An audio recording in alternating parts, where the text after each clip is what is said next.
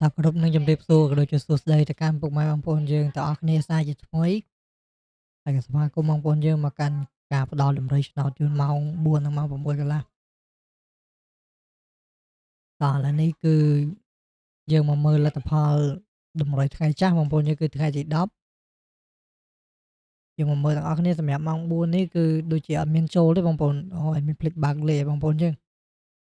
អត់ដូចជាអត់មានចូលទេបងប្អូនយើងហើយ3លេខដូចជាអត់មានដាក់ឲ្យ246មកពហុនេះមក245មកគ្រាប់បងប្អូនយើងខុសមកគ្រាប់ ហើយឲ្យ357មក377អើយសែនមែនតើបងប្អូនហើយដូចជានេះអត់មានចូលទេបងប្អូនឥឡូវយើងទៅមើលនេះទាំងអស់គ្នាម៉ោង6បន្តទៀតដល់ហើយសម្រាប់ម៉ោង6ថ្ងៃនេះគឺចូលបានអុសខ្ទង់20បងប្អូនយើងអុសខ្ទង់20អុស30 22គឺយើងចូលបាន3ប៉ុស្តិ៍បងប្អូនអុសខ្ទង់20យើងចូលបាន3ប៉ុស្តិ៍គឺយើងចូល B BD បងប្អូនគឺយើងចូល BD បាន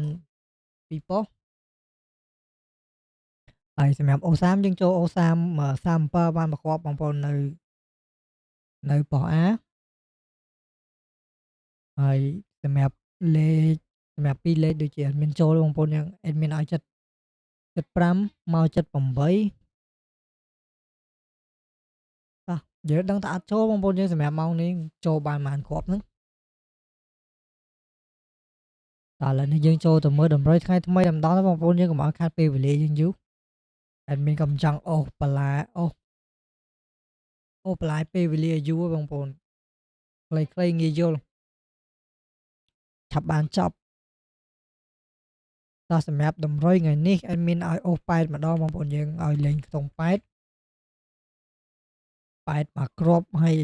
អេដមីនឲ្យ8មកគ្រាប់6មកគ្រាប់បងប្អូនសម្រាប់ខ្ទង់អុសថ្ងៃនេះហើយសម្រាប់2លេខអេដមីនឲ្យ67មកគ្រាប់អេដមីនឲ្យ48ឲ្យ21ម៉ោងម៉ោង6នេះវាចេញ20 22លើអេដមីនឲ្យ21ម្ដង21ហើយអេដមីនឲ្យមកគ្រាប់ទៀតគឺឲ្យ86នេះគឺលេខអុសនឹង2លេខហើយ3លេខឲ្យ2គ្រាប់ដដែលបងប្អូនយើងអេដមីនឲ្យថ្ងៃនេះឲ្យ694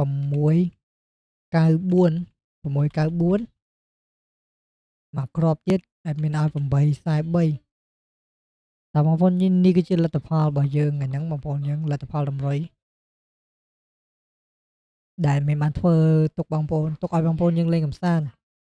ហើយបងប្អូនយើងកុំភ្លេចចុចជាវឲ្យអេដមីនម្នាក់មួយផងបងប្អូនយើងចុចជាវនិងចុចមេដាយបងប្អូនមេដាយឡើងលើ